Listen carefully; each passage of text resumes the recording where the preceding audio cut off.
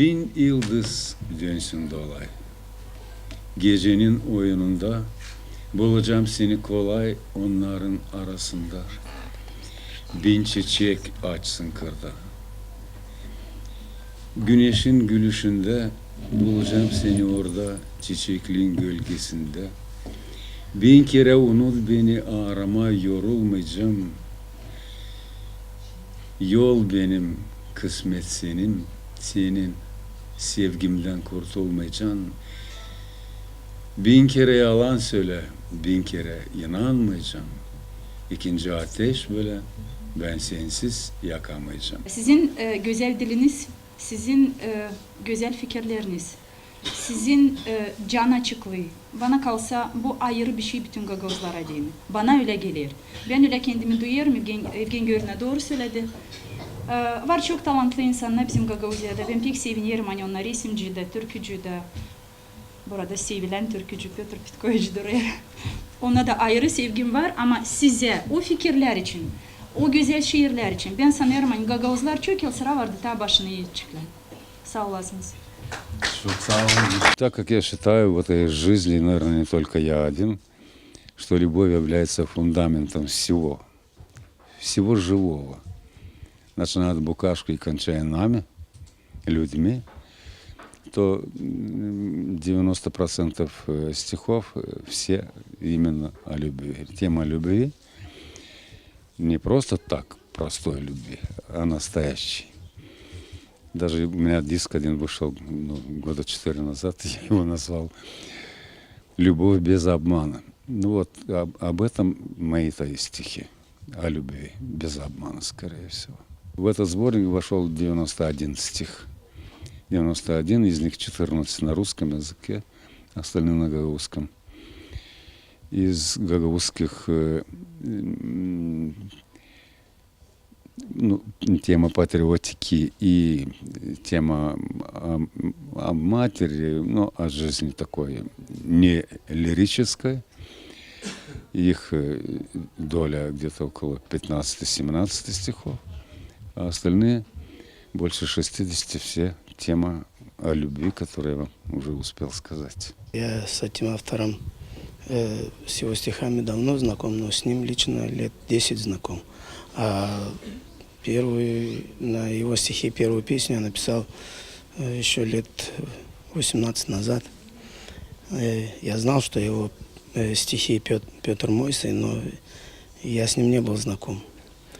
И спустя много лет я познакомился с этим автором, и когда я прочитал его остальные, другие стихи, я был поражен, что у нас в Гагаузии есть такие таланты.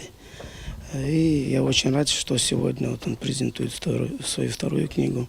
Мы последние 10 лет очень тесно сотрудничаем, и мне очень нравятся его стихи, и как на гагаузском, так и на русском языках. Для меня Петр Иванович это как раз один из немногих поэтов. Я понимаю, что у нас, в принципе, все поэты очень хорошо пишут, но почему-то он мне более близок по душе, по переживаниям. Мне кажется, что стихи его очень глубокие. И самое интересное то, что практически все стихотворения пронизаны такой вот глубокой традицией. Прочитав его стихотворение, я почему-то вспоминаю детство или вспоминаю дедушку, бабушку и слова, как они раньше говорили. И слова, кстати, очень традиционные и настоящие гагаузские. Кроме той глубины, кроме того переживания, которое он пропускает и передает через себя, они очень близки. В принципе, я думаю, что всем, для всех, для любых уровней сознания, они просты, они искренни, глубоки, повторюсь еще раз, и по-гагаузски. Какие вы можете назвать, какие вы песни на его стихи поете? На русском, на гагаузском? Нет, на русском нет, но на гагаузском есть Аджи песня, Бакыш. Потом сделана песня Кимис Бись, потом Истерем.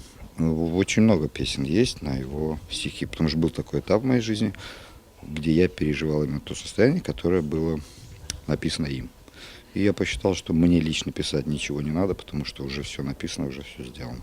Настолько они мне стали близки, что вот родилась не одна песня, около 6 или 7 песен. Наверное, для меня это честь, что я являюсь его современником.